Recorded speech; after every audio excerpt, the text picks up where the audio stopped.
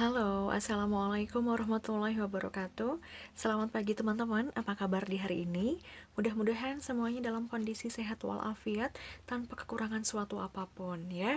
Dan yang paling penting, kalian harus tetap semangat melakukan kegiatan pembelajaran jarak jauh dari rumah selama kondisi darurat COVID-19 yang masih belum berakhir ini, oke? Di kelas 10 semester 2, kita akan belajar mengenai perbandingan trigonometri suatu sudut. Wah, seperti apa nih kira-kira ya? Mungkin teman-teman udah pernah dengar mengenai trigonometri ya. Oke, teman-teman tahu nggak ini gambar segitiga apa? Ya, segitiga siku. Sisi penyikunya selalu tegak lurus ya. Lalu ada sudut alfa di atasnya. Oke. Untuk perbandingan trigonometri suatu sudut, itu yang dibandingkannya adalah perbandingan antar sisi-sisi pada segitiga siku-siku, dan besarnya perbandingan trigonometri bergantung pada besar sudut alfa. Ya. Oke, kita perhatikan lagi. Sisi miring atau hipotenusa merupakan sisi yang berada di hadapan sudut siku-siku. Ya. Selanjutnya, sisi depan selalu berada di hadapan sudut alfa. Oke. Dan sisi samping itu selalu berada di samping sudut alfa. Paham ya? Kalau saya punya segitiga siku-sikunya bentuknya seperti ini, dengan sudut alfanya ada di sebelah sini nih. Teman-teman bisa nggak menentukan sisi miring, sisi samping, sisi depan? Coba sisi depannya yang mana? Betul, itu dia sisi depan ya. Lalu sisi sampingnya ada di sebelah sini. Oke. Selanjutnya, sisi miring atau hipotenusa selalu berada di hadapan sudut siku-siku itu sendiri. Sehingga teman-teman untuk perbandingan trigonometri suatu sudut dalam segitiga siku-siku diperoleh sin alfa itu selalu depan per miring, cos alfa samping per miring, tan alfa depan per samping.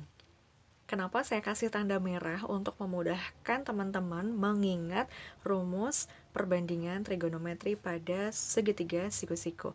Sin alfa, depan miring. Oh, demi gitu. Depan miring. Cos alfa, sami, samping miring. Tan desa, depan miring. Depan samping ya. Terus kalau kosek, teman-teman nih, ini kebalikan dari sin. Ya. Depan per miring itu untuk sin, sedangkan koseknya miring per depan, tinggal dibalik aja. Terus untuk sek alfa atau sekan alfa itu kebalikan dari cos. Untuk kotan alfa kebalikan dari tan. Oke. Nah, kita masuk ke contoh soal. Diketahui segitiga ABC siku-siku di B. Dan AB sama dengan 3 cm, lalu AC 5 cm. Tuliskan semua perbandingan trigonometri untuk sudut BAC. Oke, untuk penyelesaiannya, selalu kita gambarkan segitiga siku-siku dengan A, B, C yang katanya siku-siku di B. Ya, seperti ini teman-teman. Lalu yang diketahui lagi dari soal itu adalah AB 3 cm dan AC 5 cm. Yang ditanyakan semua perbandingan trigonometri untuk sudut BAC. Berarti sudut BAC-nya yang mana teman-teman? BAC. Oh, ini dia. Alfanya ada di sini ya. Berarti tinggal kita menentukan depan, samping, dan miringnya. Sudah ada nih teman-teman.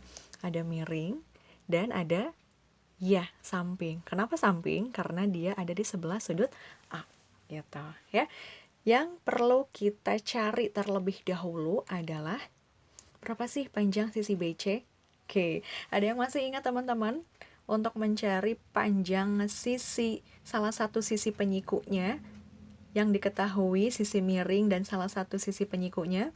Betul, menggunakan Pitagoras ya. Maka panjang BC adalah akar dari AC kuadrat dikurangi AB kuadrat. Tinggal substitusikan saja angka yang diketahui dari gambar tersebut ya. Sehingga diperoleh akar dari 5 kuadrat dikurangi 3 kuadrat. Nah, akar 16 yaitu 4 cm. Sehingga BC-nya adalah 4 cm.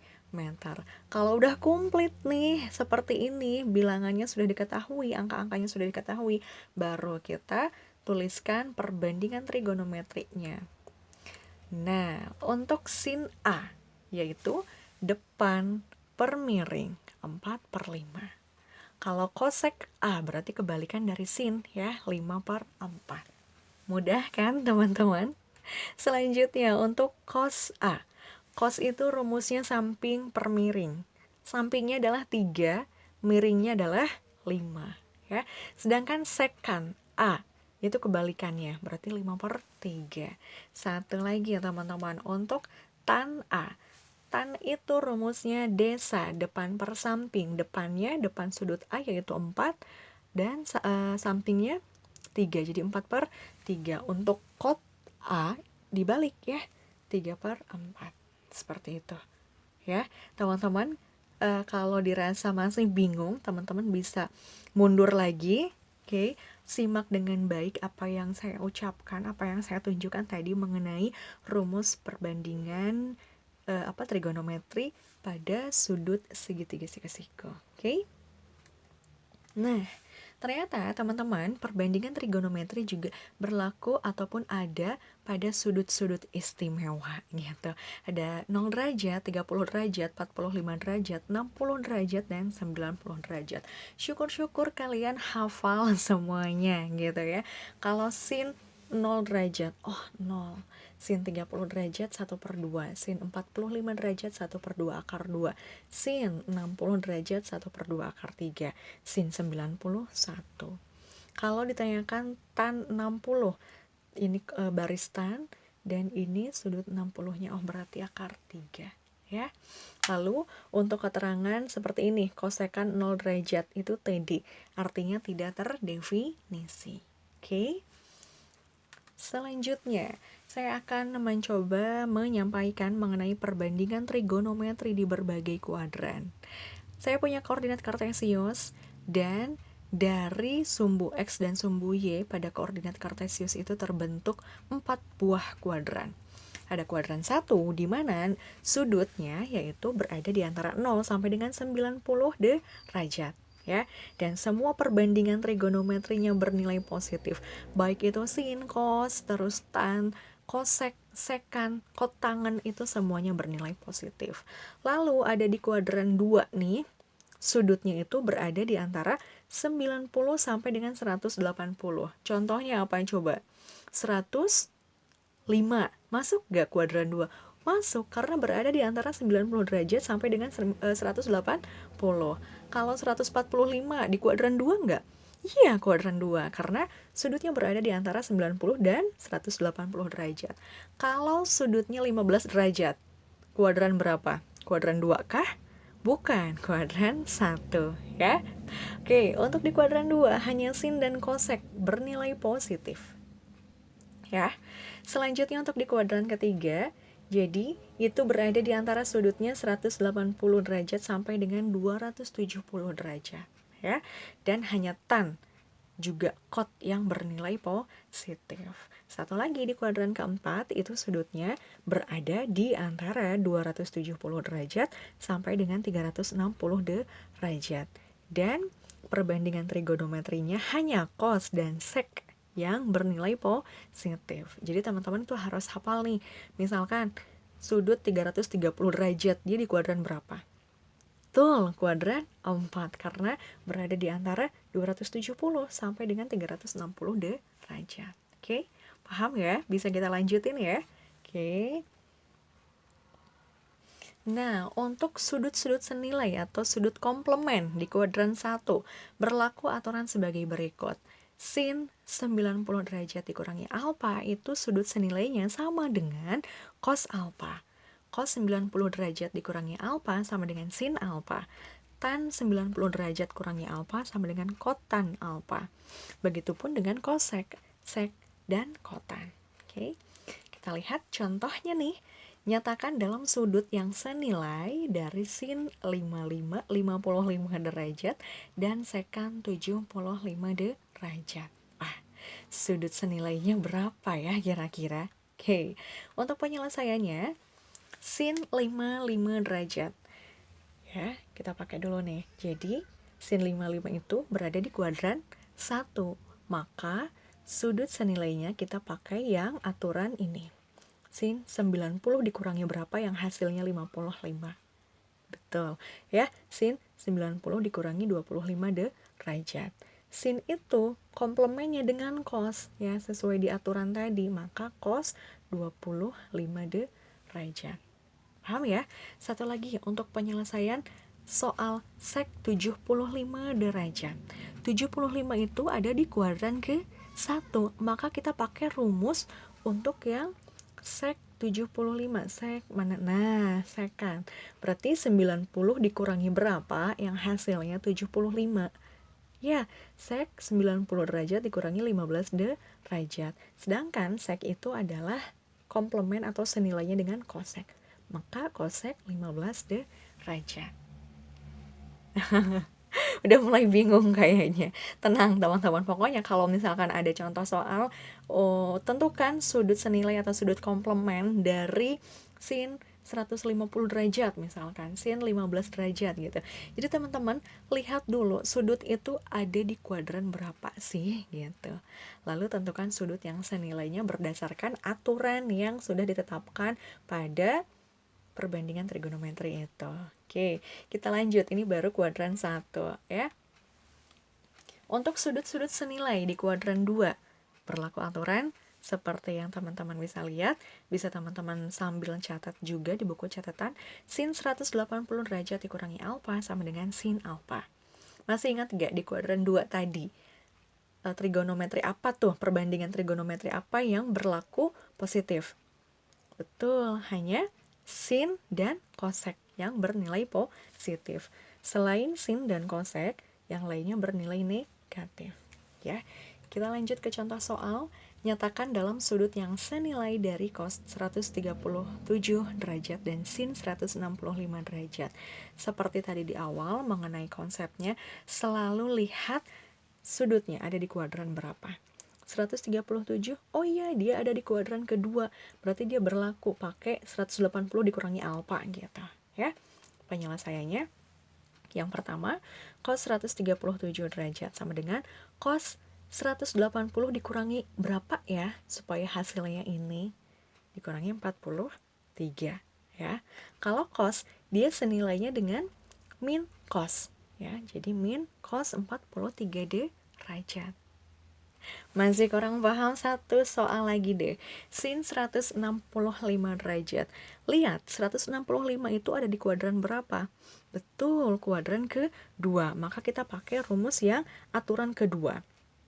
Aturan di kuadran 2 maksudnya gitu ya. Jadi, sin 180 derajat dikurangi berapa yang hasilnya 165? Betul, sin 180 derajat dikurangi 15 derajat. Kalau sin senilainya dengan sin lagi ya, sin 15 derajat, hasilnya seperti itu. Oke. Catatannya jangan sampai terlupakan, selalu lihat sudut itu ada di kuadran berapa. Lalu tentukan sudut yang senilai berdasarkan aturan yang ada di kuadran tersebut. Gitu. Selanjutnya, ada sudut senilai di kuadran 3. Berlaku aturan seperti yang tertera. Ya, sin 180 derajat ditambah alfa sama dengan min sin alfa. Coba di kuadran 3 yang bernilai positif berlaku untuk siapa? Betul, tan dan kotan. Ya, selain itu dia bernilai negatif. Contohnya, nyatakan dalam sudut senilai dari cos 200 derajat dan sin 225 derajat. Selalu kita pakai konsepnya bahwa 200 itu berada di kuadran 3. Maka kita pakai aturan yang berada di kuadran 3, yaitu 180 ditambah alfa. Cos, kita lihat ya untuk yang cos. Cos 200 berarti cos 180 ditambah berapa ya kira-kira? Yang menghasilkan 200. Oh iya, ditambah 20. Berarti cos itu senilainya dengan min cos. Min cos 20 derajat. Satu lagi untuk sin 225 derajat. Sama seperti tadi, selalu lihat 225 itu ada di kuadran berapa? Kuadran 3, Kak. Oke, maka kita pakai aturan di kuadran 3. 180 ditambah berapa sih yang hasilnya 225? Ya, ditambah 45. Terus kita lihat, kalau untuk sin, oh dia senilainya dengan min sin, berarti min sin 45 derajat. Seperti itu. Satu lagi teman-teman ya, sabar. Pokoknya kita belajar niatin untuk mencari ridho Allah, mendapatkan pahala biar nggak terbebani banget gitu ya. Sudut-sudut senilai di kuadran 4 berlaku aturan sebagai berikut. Sin 360 derajat dikurangi alfa itu sama dengan min sin alfa. Dan di kuadran 4 yang bernilai positif hanya berlaku bagi cos dan sek. Selain itu bernilai negatif ya. Nah, kita lihat contoh soalnya. Nyatakan dalam sudut yang senilai dari cos 355 derajat dan tan 315 derajat. Satu-satu dulu deh. Kita lihat untuk yang cos 355. 355 itu berada di kuadran 4. Maka kita pakai aturan yang ada di kuadran 4. Pakai yang 360 dikurangi berapa sih supaya hasilnya 355? Betul, dikurangi 5. Maka cos itu komplemennya dengan cos lagi. Hasilnya adalah cos 5 derajat. Lalu yang soal kedua, tan 315 derajat. 315 derajat itu berada di kuadran ke-4. Maka kita pakai aturan yang ada di kuadran ke-4. 360 derajat dikurangi berapa sih supaya hasilnya 315? Ya, dikurangi 45. Tan itu komplemennya dengan mana nih? Tan dengan min tan. Berarti hasilnya min tan 45 derajat. Seperti itu. Teman-teman, sambil disimak, pokoknya sambil dicatat apa yang saya ucapkan, apa yang dijelaskan dalam video ini. Kalau misalkan teman-teman ada yang masih bingung, bisa di replay lagi, diulang lagi videonya sampai benar-benar paham. Kalau misalkan belum paham juga, teman-teman bisa japri ke saya atau datang ke sekolah boleh ya.